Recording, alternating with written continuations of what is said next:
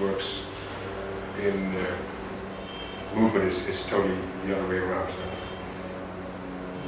there's something. See, there's a mark. See? Try to turn it a bit to get colors in there. So it's not as clear as the other ones, but something happened there. Does that make sense? Yeah. Okay. Is it likely that there's going to be like kind of false marks in some way? Or is it if you see something that's kind of a mark, go for it? There are false marks. There are false marks, absolutely. So that's, I think, it's working neatly. That's quite important.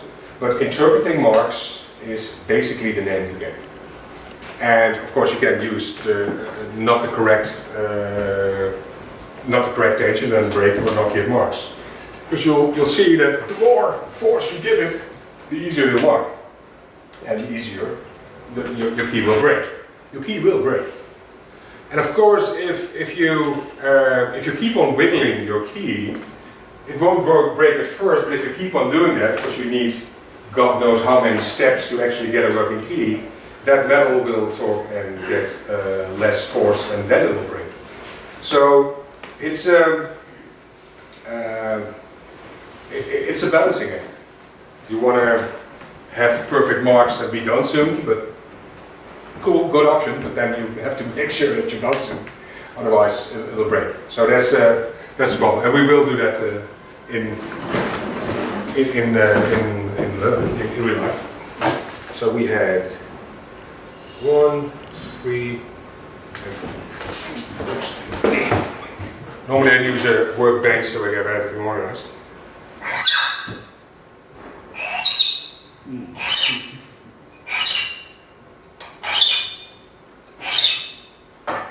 Someone's doing that outside of Mod Guy's bar. Yeah, that's why I only need 2 seconds at your door and then go back to the van.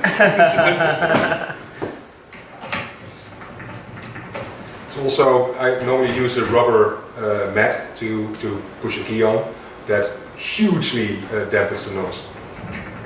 It's not silent though, it will never be silent. What was your experience starting out, Jos, when you were first starting to do this? Did you just break a bunch of keys, getting to the point where you... The way I started my first session, I cheated, so I knew what the actual key would be like. So the key was laying there, so I knew it has to mark there. So I could see, oh, that must be a mark. Oh, that's what a mark looked like. And I didn't have any other visual input by then. There is a book out that I will describe later that has actual good photos of it, that this is what this looks like, this is what this looks like. That helped. So, and then I just, well, as soon as you recognize what an actual mark looked like, then you can go. And then it worked. Is that Ollie's book? That's Ollie's book, yeah. I brought a copy today. We'll look at. 34.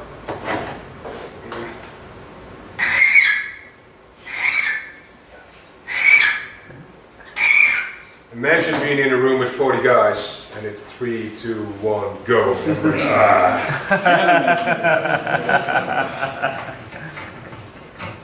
Good fun.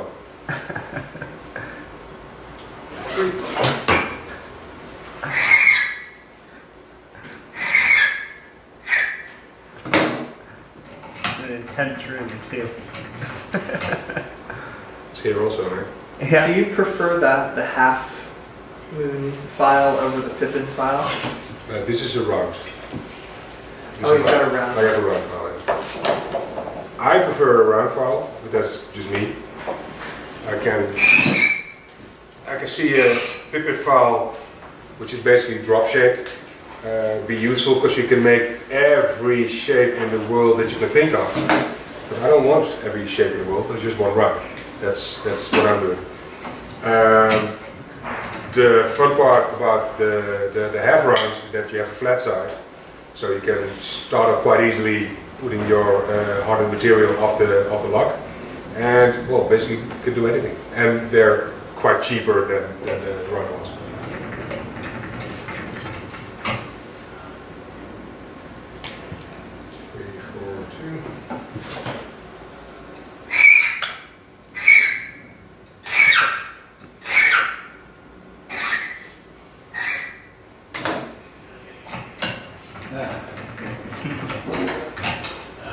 This may not be the sport for me.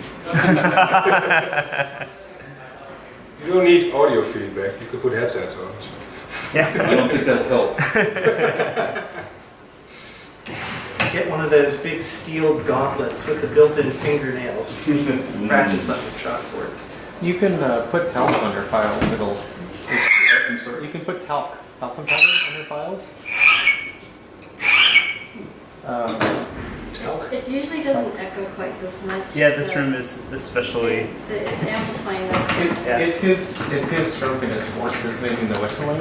Like you said with the rubber mat, if you change the stroke or you change the cut of the file, this is a double cut file, the sounds will change. But the sound feedback tells you how well you're cutting. There's no difference in the feedback. You're cutting really well. He's cutting really deep in a few strokes, so he gets an even picture. So the amount you take off at each, when you find a mark, you're going to want to take off like a layer, because you know, okay, I'm at this layer is not the right layer. I need to see at least one further down. Yeah. How do you know how much a layer down is? Practice. Just a practice thing? You can go online and see what the layer is, and with this you can actually calibrate yourself. And what you normally do if I get a new batch of keys, because not all blanks are alike. They're pure brass or other stuff in there. So I just take a blank and start filing and do, I don't know, 4 strokes and see how much I went down. And on a normal blank, if it's correct metal, then for me, for my way of filing, that would be 2 depths. So for a normal 1 depth down, I need 2 strokes. That's what I thought I saw you doing. Yeah, but I'm using quite a lot of force, and if it doesn't matter how long it takes, because if you happen to Well, need, I know you've done this for time, so. yeah, kind of, yeah. So I need to have time in there. But if it needs 8 of your strokes to get 1 down, 1 depth, see if I care. As long as it's consistently 8. Right. So, but at some point my blank gets wider, because that's the key shape, and then you probably need to add more. So I normally use an extra stroke for that. So it's 3 when when this key is wider, and so if you normally take 8, then you need 12.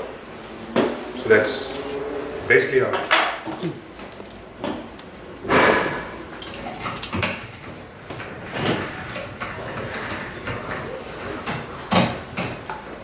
This is great. I can duplicate all the do not duplicate keys finally. This is awesome. If you have the blank. It's too bad. Right. We're all cut It's a lot easier to save off the do not duplicate than to. Yeah, right. But not as fun. It means I don't have to go down to the local locksmith and try to explain to him why I'm getting a copy of this key that he knows he should, based on the profile, he shouldn't be giving me a copy of. I've had them do it at Ace Hardware. Really? It was probably 20 years ago, but yeah. But they only have certain blanks too. There's a whole lot of restricted access blanks. Yeah. Do you actually need this done? Do I need this done? Some of these control access blanks, the things that they open go to public spaces that you should have legal access to, but they just don't distribute the keys. Like all the CDF and fire access road keys. You can easily drive on the roads, you can easily walk on the roads, you can easily access all the roads, they just don't need to be engaged on locks. Like which roads are we talking about? So I used to live on Skyline Boulevard, and my neighbor had a CDF key, and he could open any of the gates, and so he could drive all the back roads to Leaf Mill and Buzzard Creek, and all the lagoon roads, all those, he could open those things and go there. I thought they are not. I thought you're not allowed to go. So you just when you It's all public insert that space. key, It's all public access space. They don't want you and going in you're there. being it's not hung up a distributed little key, bit but as it goes past the pins, just because, he's I got mean, copper imagine that's CDF because by of peaks forestry, that are and he's created. like, oh, Yeah. I'm just passing through. You do want And to they're make like, sure that it's we'll not do it going again, okay. horizontal He's gonna start up, talking to me, it went on which is to- sometimes I'm quite pretty sure hard. you're not, in fact. So if you feel that, do you adjust for that and try to kind of smooth That's out what I'm those doing peaks now. a bit? Restricted Kind access of make roads. the- They're restricted entry roads. The higher points you take off. And the only reason you can't enter them. Could you guys talk about that a little bit later? I'm sorry, I just want to try to. You're bouncing from the table. Oh, sorry. If I may ask, how many different pin areas have you filed? So, I mean, How many pins have you worked on so far? Oh, I'm doing 5. so So you it's doing, well, yeah, but